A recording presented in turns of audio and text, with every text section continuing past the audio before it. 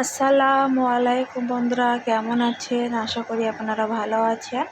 আমার রান্নাঘরে আপনাদের স্বাগত। আমি ভালো আছি। আজ আপনাদের জন্য নিয়ে এসেছি নতুন এক রেসিপি।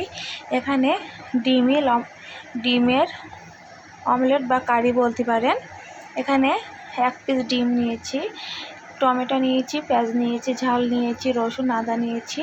ডিমটা মাখানোর জন্য এখানে লবণ নিয়েছি বাটিতে, পেঁয়াজ নিয়েছি, ঝাল নিয়েছি। নিয়ে ডিমটাই মাখিয়ে নেবো ভালোভাবে। এই ডিমের রেসিপিটা খেতে দুর্দান্ত হয় বন্ধুরা, একবার হলেও বাড়িতে বানিয়ে খাবেন। খুব সহজে অল্প সময়ে বানিয়ে খেয়ে নিতে পারেন। ডিমটা মাখানো হয়ে গিয়েছে। এখানে কড়াই তেল দিয়েছি, তেলটা গরম হয়ে গেলে ডিমটা আমি দিয়ে দেবো। ডিমটা ভাজা করে নেব বন্ধুরা।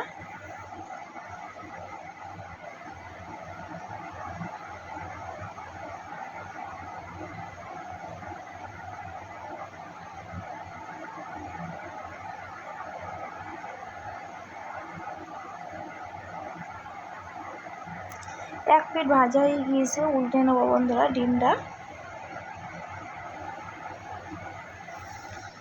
এপিঠ ওপিঠ করে ভালোভাবে ভাজা করে নিয়েছি, তুলে নেব। এখানে ডিমটা রান্নার জন্য এখানে আমি কড়াই আবারও একটু তেল দিয়ে দেবো, পেঁয়াজ কুচি দিয়ে দেবো, ঝাল দিয়ে দেবো, দিয়ে ভাজা করে নেব।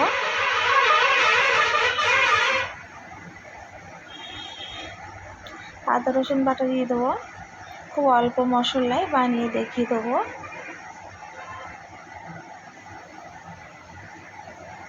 এখানে টমেটো কুচিটা দিয়ে দেবো,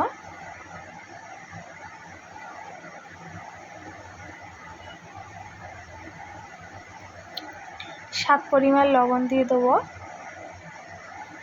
হলুদের গুঁড়ো দিয়ে দেবো, ঝালের গুঁড়ো দিয়ে দেবো।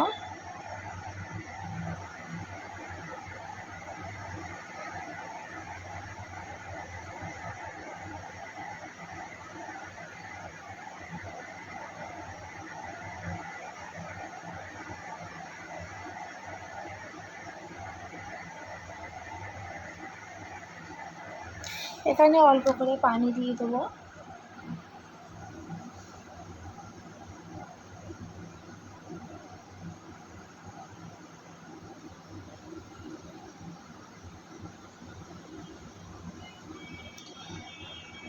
জিরে গুঁড়ো দিয়ে দেবো, গোলমরিচ দিয়ে দেবো, ধনিয়া দিয়ে দেবো, দিয়ে আবার নাড়াচাড়া দিয়ে নেবো।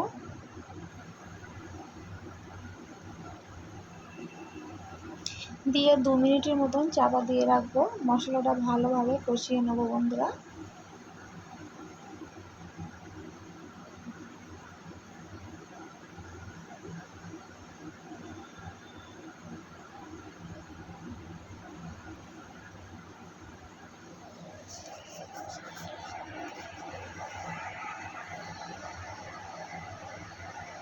এখানে আমি আবার একটু পানি দিয়ে দেবো। এখানে আমি আর কোনো পানি ব্যবহার করব না। যে ডিমটাই ভেজে রেখে দিয়েছিলাম সেই ডিমটা আমি দিয়ে দেবো, দিয়ে একটু উল্টে নেব।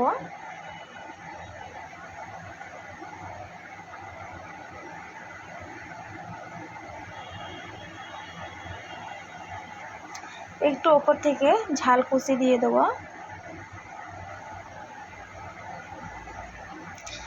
গরম মশলার গুঁড়ো দিয়ে দেবো,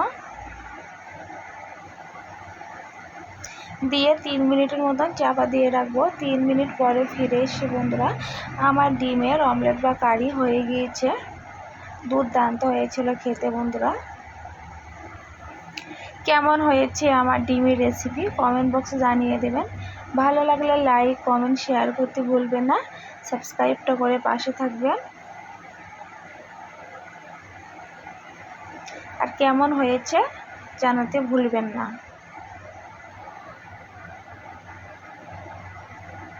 হয়ে গিয়েছে, নামিয়ে নিয়েছি বন্ধুরা। ভাতের সাথে দেখিয়ে দেবো। এখানে আমি ভাত নিয়েছি, দেখুন বন্ধুরা।